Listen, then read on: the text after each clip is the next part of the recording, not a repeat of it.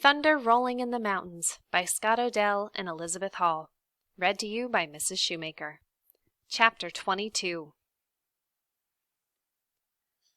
For 7 suns I stayed in the tepee of Red Elk. I was not permitted to go outside unless a lighting dove held the rawhide lead. At night I was tethered to the tepee pole like a horse. The rifles that Red Elk had taken from us were always before my eyes. He wrapped the barrels in antelope hide and placed them against the wall of the tepee. All day I looked at them, and all day I thought of the treachery that had led to the death of Swan Necklace. At first, I did not know why my life was spared. Red Elk paid no attention to me. He looked through me and never spoke. A lighting dove was kind, but never asked me to work. Yet a captive woman is not allowed to be idle. I listened to their talk. After a few suns, some of their words had meaning. I did not let them know how many Assiniboine words I had learned. From their talk at night, I discovered that Charging Hawk once had a wife. She had died 3 snows before. She was big with child, and her baby died with her. For 3 snows, Charging Hawk had grieved and looked at no other woman, even though Red Elk urged him to take a new wife. Now, Charging Hawk had plans for me. He found me more pleasing than any of the Assiniboine women. Their words told me why Charging Hawk spent much time in the tepee, something warriors did not do in good weather. He sat on the side making arrows and watching me out of the corner of his eye. If I stared at him, he grinned foolishly. Soon Charging Hawk had filled a quiver with arrows, each one as long as his arm to the tips of his fingers. I could tell they were not war arrows because they had narrow blades so that they could be pulled out of the animal's flesh and used again. Arrows meant for battle had short, broad tips with hooks on them so that they would stick tightly and tore the flesh when pulled. On the 7th sun, Charging Hawk oiled his hair with bear grease and wrapped his braids in otter fur. From his ears hung ornaments of polished metal. He put on his finest clothes. His buckskin shirt was decorated with green porcupine quills, and from the shoulder straps hung strands of hair from scalps he had taken. On the back was painted a red hand, the sign that he had killed another warrior in hand-to-hand combat. At his throat was a necklace of enormous bear claws. From my seat beside the fire, I watched Charging Hawk place a fox skin on a pole some distance away. He walked to a clearing on the other side of the tepee, and when he was certain I was looking at him, he pulled a handful of arrows from the quiver at his belt. There were as many arrows as fingers on his 2 hands. Quickly he shot the arrows, his hands moving so fast that they blurred. Before the first had hit the fox skin, the last was moving through the air. All the arrows hit the skin in a spot no larger than my hand.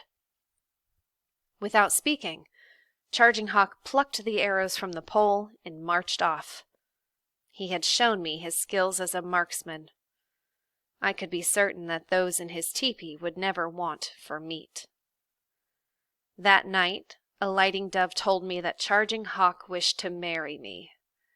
She said that I was lucky. Most captive women became slaves, but as the wife of Charging Hawk, I would be an Assiniboine. Charging Hawk was a great warrior and a skillful hunter, but I felt only hatred for him. And now I must become his wife.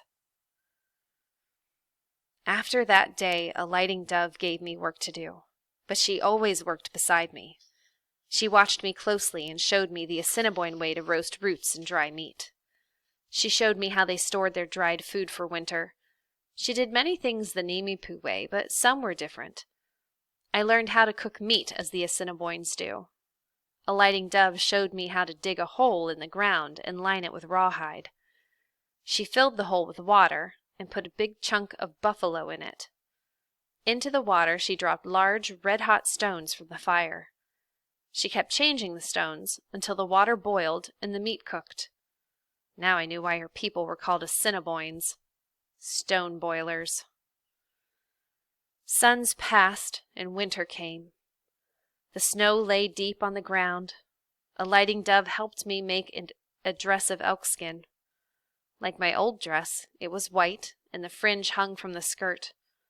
But my old dress had long fringed sleeves and beautiful sky blue quills across the shoulders. My new dress had no sleeves. Instead, there was a beaded skin cape that covered the tops of my arms. From beneath the cape hung many ermine tails. The soft fur would keep me warm in the coldest weather. I also had white leggings and moccasins. As we worked, a lighting dove told me about her son. He was so swift, she said, that he could run down a buffalo without a horse. He was so strong that he could lift a grizzly bear above his head. He was so brave that he did not hide behind rocks or trees in battle, but rode up to the enemy and dared them to fire at him. I bowed my head and kept silent. He was also a man without shame, I thought. He had eaten with Swan Necklace and slept in the same teepee, and yet he killed his guest to get a rifle. When the dress was finished, a lighting dove called me to the fire. She motioned for me to sit down. Then she took a bone needle and held it in the flame until it glowed. Swiftly she grabbed my ear and thrust the needle through. I screamed with pain and grabbed for my ear. A lighting dove caught my hand, and she shook her head and motioned for me to be still. 3 bright drops of blood fell on my fingers. A lighting dove placed a greased stick in the hole to keep it open, and then she did the same for the other ear. This time I sat quietly and did not make a sound, even when the hot needle went through my ear. With words and signs, a lighting dove told me that all Assiniboines had holes in their ears. When the holes were healed, I could marry Charging Hawk. My ears healed too fast. Several times I picked at the wounds to keep them raw. In spite of all I could do, the redness disappeared, and the flesh was smooth. The Assiniboines held a great feast to celebrate the wedding of their chief's son. Fires blazed in the camp, drums beat, whistles shrilled, and flutes made soft noises. After the feasting and dancing and singing, Charging Hawk and I would go to a new teepee.